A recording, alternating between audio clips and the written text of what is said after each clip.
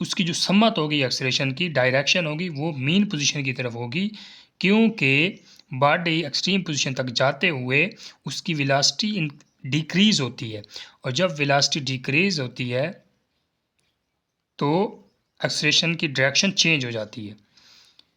तीसरी बात कि जिस सिस्टम में आप SHM यानी कि सिंपल हार्मोनिक मोशन को स्टडी कर रहे हैं वो शुड बी फ्रिक्शनल लेस होना चाहिए, यानी कि उसमें कोई फ्रिक्शन नहीं होनी चाहिए। हम एक आइडियल सिस्टम को लेके ये सिंपल हार्मोनिक मोशन को स्टडी कर रहे हैं, ठीक है।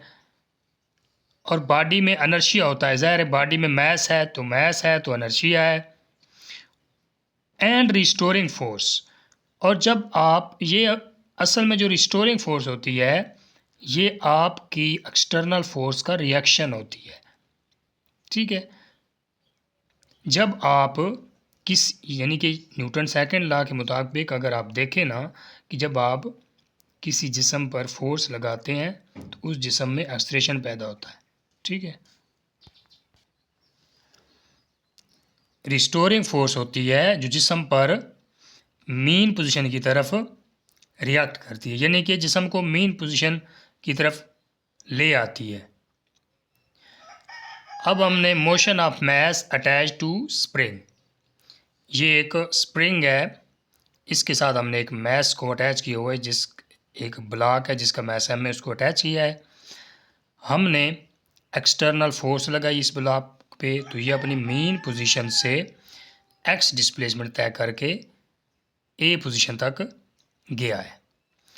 अब अकॉर्डिंग टू हुक्स लॉ, जब हम external force as applied on spring is directly proportional to increase in length,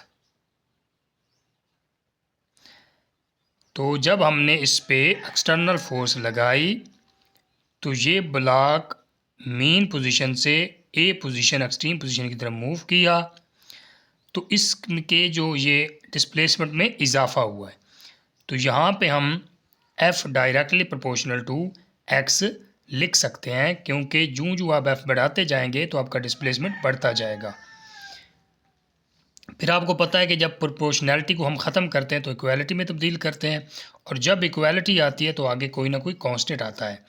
तो हमने प्रोपोर्शनैलिटी को ख़त्म किया, F इक्वल्स टू के एक्स, के is spring constant.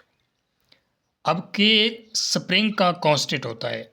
Spring constant होता क्या है असल में, ये आपकी एक्सटर्नल फोर्स और आपके डिस्प्लेसमेंट के दरमियान रेशो है। के ज़्यादा होगा अगर आपका जो स्प्रिंग है वो हार्ड होगा, और के कांस्टेंट की वैल्यू लेस होगी, कम होगी जब आपका स्प्रिंग जो आप इधर इस्तेमाल कर रहे हैं वो सॉफ्ट होगा। तो के का यहाँ से हम यूनिट निकाल लेते हैं। आपको पता है फोर्स का यूनिट न्यूटन है, तो डिस्प्लेसमेंट का यूनिट मीटर होता है। जब ये ऊपर जाएगा तो ये पर मीटर हो जाएगा, तो ये न्यूटन पर मीटर आपके के कांस्टेंट की वैल्यू आ गई। अब के की वैल्यू यहाँ पे ये सवाल है कि वो भी मैंने उधर बयान कर दिया है कि के की वैल्यू ज़्यादा होगी तो इसका मतलब है आपका स्प्रिंग हार्ड है, के की वैल्यू कम होगी तो इसका मतलब है आपका स्प्रिंग सॉफ्ट है।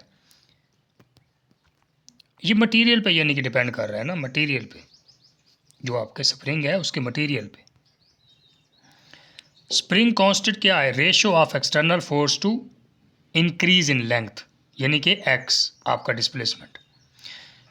फिर इसमें एक फैक्टर होता है SHM में, सिंपल हार्मोनिक मोशन में, रिस्टोरिंग फोर्स।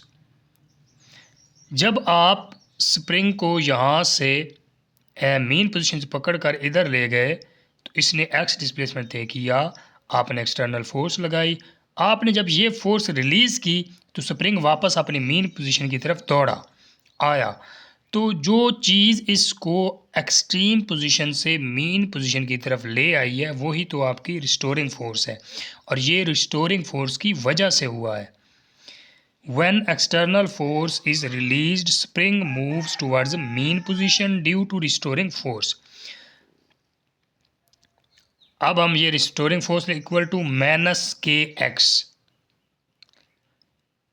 अब देखें ना कि ये जो रिस्टोरिंग फोर्स है ये आपकी एक्सटर्नल फोर्स के उल्ट है, इसकी डायरेक्शन उल्ट है, तो इसलिए हम यहाँ पे माइनस ले रहे हैं।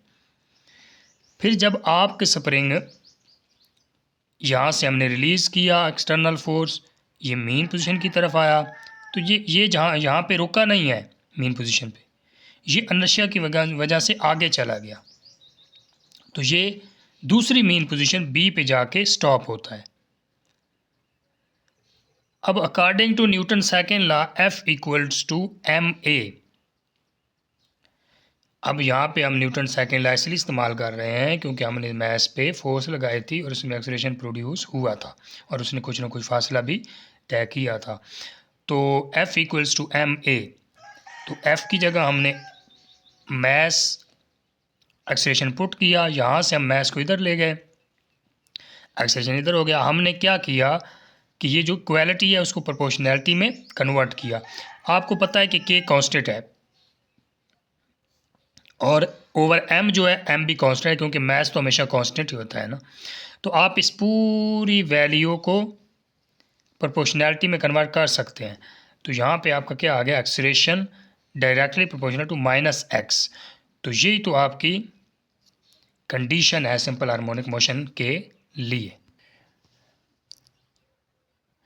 अब हमने देखना है कि वर्टिकली इस मैस का जो ब्लॉक है इस पे वर्टिकली कौन सी फोर्सेस अमल कर रही हैं। आपको पता है इसका कुछ ना कुछ वेट होगा, तो वो वेट डाउनवर्ड एक्ट कर रहा है, तो इसका नॉर्मल अपवर्ड कर रहा है इसकी रिएक्शन के तौर पे जिस सरफेस पे ये पड़ा है। तो ये वेट और नॉर्मल एक दूसरे को कैंसिल कर देते हैं, लिहाजा वर्टिकली कोई फोर्स अमल नहीं कर रही। तो हम इसकी हॉरिजॉन्टल देखेंगे, जब ये अपनी मेन पोजीशन पे था तो वहाँ पे इसकी जो x0 था, शुरुआत की बात नहीं कर रहा, जब आपने इसको यहाँ से रिलीज़ किया ना, तो ये जब वापस आया इधर, तो ये यहाँ पे इसकी वेलोसिटी मैक्सिमम है इस पॉइंट पे, लेकिन x0 है। फिर ये यहाँ पे रुका नहीं, आगे चला गया रिस्टोरिंग फोर्स की वजह से, इनर्शिया की वजह से। अब जब ये यहाँ से आगे शिफ्ट हुआ तो फिर रिएक्शन रिस्टोरिंग फोर्स की डायरेक्शन चेंज हो गई इस तरफ। तो क्या है, जब रिस्टोरिंग फोर्स की डायरेक्शन चेंज हो गई तो इसकी स्पीड कम होती गई, हत्ता के पॉइंट बी पे जाके इसकी स्पीड 0 हो गई, लेकिन एक्स मैक्सिमम हो गया। अब फिर जब इसकी स्पीड कम हो रही है तो इसका डायरेक्शन टुवर्ड्स मेन पोजीशन है।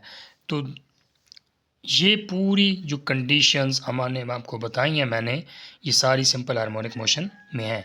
अब हम अगले में लेक्चर में इसका टाइम पीरियड, वाइब्रेशन, फ्रीक्वेंसी वो पढ़ेंगे। उम्मीद करता हूँ आपको समझ आएगा। अल्लाह हाफिज़।